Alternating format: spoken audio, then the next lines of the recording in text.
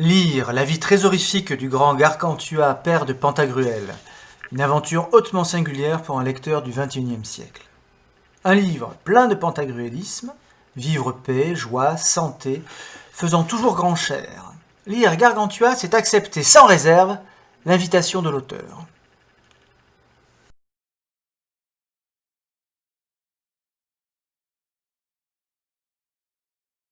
Au lecteur.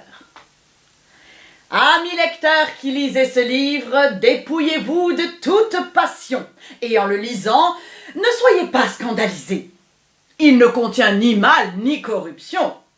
Il est vrai qu'ici, vous ne trouverez guère de perfection, sauf si on se met à rire. Autre sujet, mon cœur ne peut choisir à la vue du chagrin qui vous mine et consume. Il vaut mieux traiter du rire que des larmes, parce que rire est le propre de l'homme. Le lecteur est très sollicité. À l'exemple de ce chien rencontrant quelque os à moelle, il se doit d'avoir le discernement de humer, sentir et apprécier ces beaux livres de haute graisse.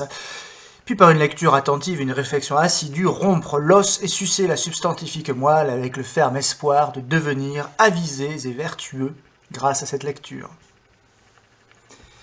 Cet extrait du prologue, suivi d'une série de remarques fantaisistes et de plaisanteries, engage le lecteur dans le pacte rabelaisien. S'instruire en s'amusant et en bien buvant. À présent, réjouissez-vous, mes amours, et lisez gaiement la suite pour le plaisir du corps et la santé des reins. Lire Gargantua, c'est devenir érudit de tout ce savoir qui peut paraître un trop. C'est comprendre la renaissance des lettres et des arts en ce XVIe siècle novateur. C'est, avec Rabelais, se nourrir de valeurs de l'humanisme. Lire Gargantua, c'est s'amuser de cette langue foisonnante et truculente comme un trop-plein.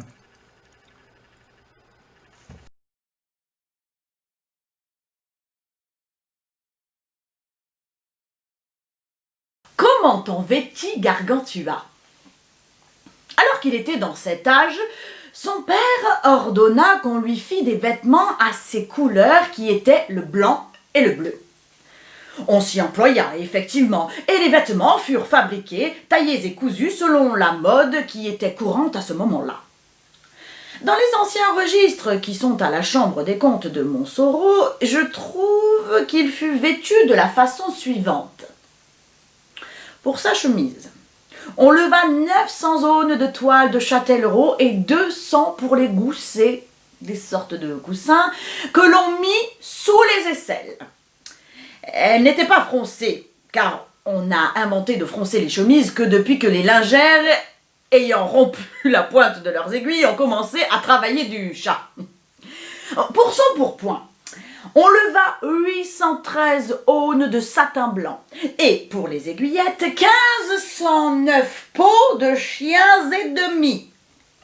C'est alors que les gens commencèrent à attacher les chausses au pourpoint, plutôt que le pourpoint aux chausses, car c'est une chose contre nature, ainsi que l'a amplement expliqué Occam, commentant les exponibles de maître Oltechaussade.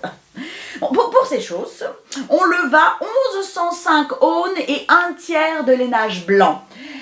Elles furent dentelées en forme de colonne, striées et crénelées par derrière pour ne pas échauffer les reins, et à travers les crevés, un damas bleu bouffé juste comme il convient.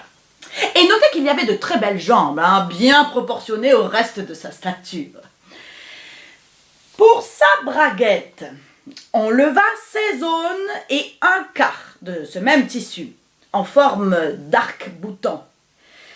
Elle s'attachait avec bonheur à 2 belles boucles d'or que tenaient 2 crochets d'émail, mais dans chacun de ceux-ci était enchâssée une grosse émeraude. De la grosseur d'une orange.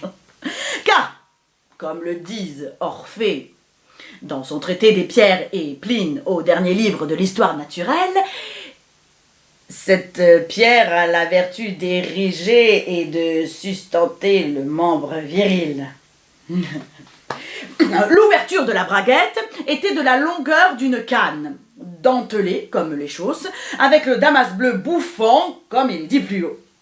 Et en voyant sa belle broderie de canetille, ses jolies entrelacs d'orfèvrerie garnis de fins diamants, de fins rubis, de fines turquoises, de fines émeraudes et d'unions du golfe Persique, vous l'auriez comparé à une belle corne d'abondance, comme on en voit sur les monuments antiques, comme celle de Rhea, donna aux deux nymphes Andrastée et Ida, nourrice de Jupiter.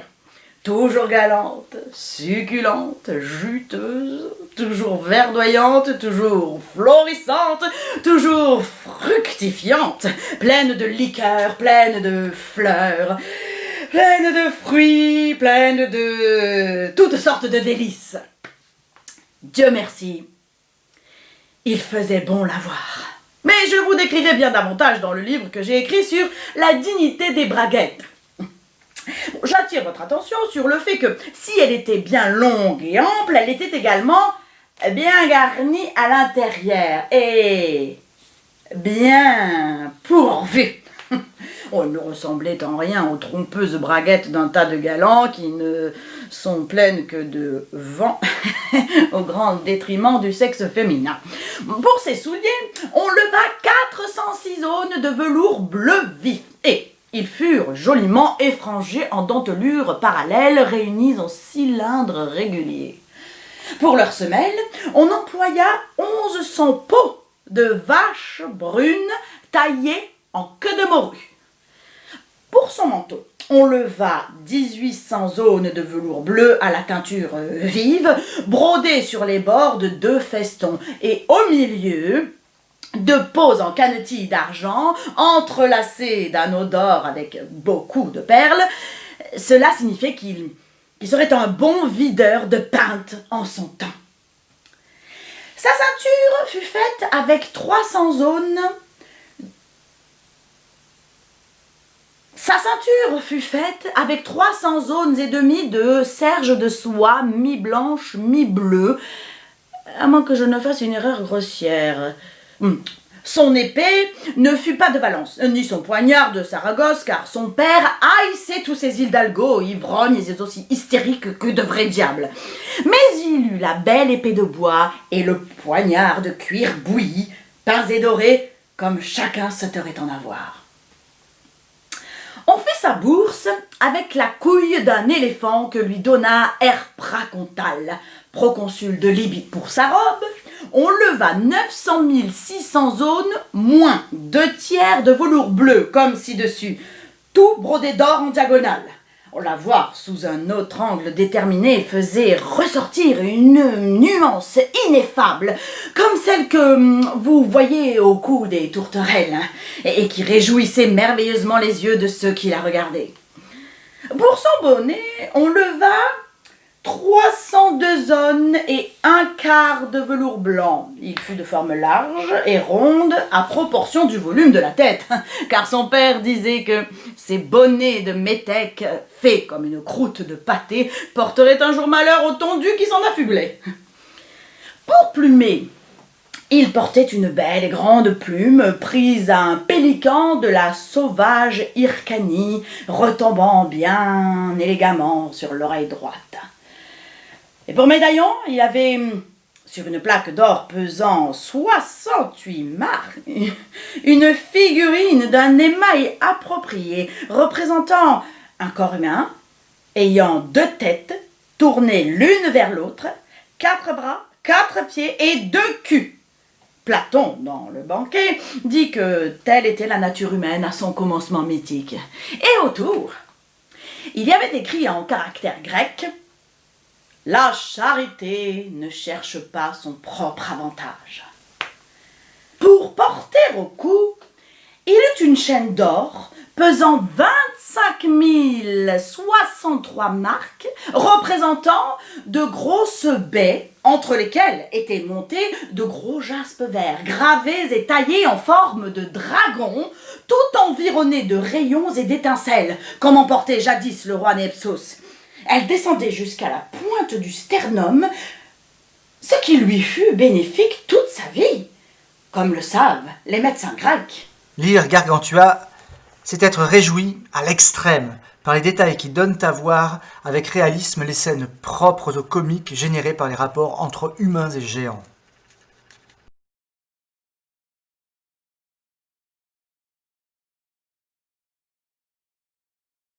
Comment Gargantua mangea 6 pèlerins en salade. Notre sujet veut que nous racontions ce qui arriva à 6 pèlerins qui venaient de Saint-Sébastien, près de Nantes. Pour se loger cette nuit-là, de peur des ennemis, ils s'étaient cachés au jardin sur les fanes de pois, entre les choux et les laitues. Gargantua, qui se sentait quelque peu l'estomac creux, demanda si l'on pourrait trouver des laitues pour faire une salade. Apprenant qu'il y en avait qui étaient parmi les plus belles et les plus grandes du pays, car elles étaient grandes comme des pruniers ou des noyers, il voulut y aller lui-même et ramassa à la main ce que bon lui sembla. En même temps, il ramassa les 6 pèlerins, qui avaient une si grande peur qu'ils n'osaient parler ni tousser. Comme ils commençaient par les laver à la fontaine, les pèlerins se disaient l'un à l'autre à voix basse « Que faut-il faire ? Nous nous noyons ici au milieu de ces laitues, parlerons-nous ? Oui, mais si nous parlions, il va nous tuer comme espions !» Comme ils délibéraient ainsi, Gargantua les mit avec ses laitues dans un des plats de la maison, grand comme la tonne de Cîteaux, et commença à les manger avec huile, vinaigre et sel pour se rafraîchir avant de souper. Il avait déjà avalé 5 des pèlerins. Le 6e restait dans le plat, caché sous une laitue, et seul son bourdon dépassait. En le voyant, Grand Gousier dit à Gargantua « Je crois que c'est là une corne de limaçon, ne mangez pas ça !»« Pourquoi ?» dit Gargantua. « Ils sont bons tous ces mois-ci !» Et tirant le bourdon, il souleva en même temps le pèlerin, et il le mangeait, bel et bien. Puis il but une effrayante rasade de vin pinot, et ils attendirent que l'on apprêtât le souper. Les pèlerins, ainsi dévorés, s'écartèrent du mieux qu'ils purent des meules de ses dents. Ils pensaient qu'on les avait jetés dans quelque basse fosse des prisons, et quand Gargantua but sa grande rasade, ils crurent se noyer dans sa bouche. Le torrent de vin faillit les entraîner jusqu'au gouffre de son estomac. Toutefois, en sautant avec leur bourdon comme font les pèlerins de Saint-Michel, ils se dégagèrent de la lisière des dents. Mais par malheur, l'un d'eux, tâtant le terrain avec son bourdon pour savoir s'il était en sécurité, frappa rudement dans le creux d'une dent gâtée et heurta le nerf de la mâchoire, ce qui causa une très vive douleur à Gargantua qui commença à crier sous l'effet de la rage qu'il endurait. Donc, pour soulager son mal, il fit apporter son cure-dent et, sortant vers le noyer grelier, il vous dénicha, messieurs les pèlerins, car il en extirpait un par les jambes, un autre par les épaules, un autre par la besace, un autre par la bourse, un autre par l'écharpe. Il l'accrocha par la braguette. Toutefois, ce fut une chance pour lui, car il lui perça une enflure chancreuse qui le martyrisait depuis qu'il avait dépassé Assenis. C'est ainsi que les pèlerins, dénichés, s'enfuirent à travers les vignes, au grand trot, et que s'apaisa la douleur. Lire Gargantua, c'est géant, c'est rire de la démesure, fantaisie inventive de Rabelais.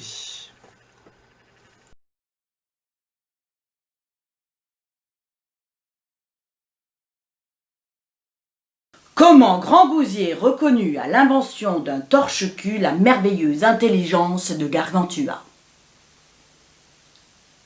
Sur la fin de la 5e année, Grand Gousier, retour de la défaite des Canariens, vint voir son fils Gargantua.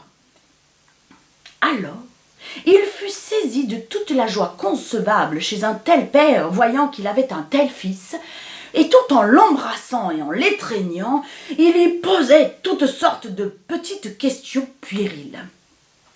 Et il but, qui mieux, avec lui et avec ses gouvernantes auxquelles il demandait avec grand intérêt si, entre autres choses, elle l'avait tenu propre et nette. Ce à quoi Gargantua répondit qu'il s'y était pris de telle façon qu'il n'y avait pas dans tout le pays un garçon qui fût plus propre que lui.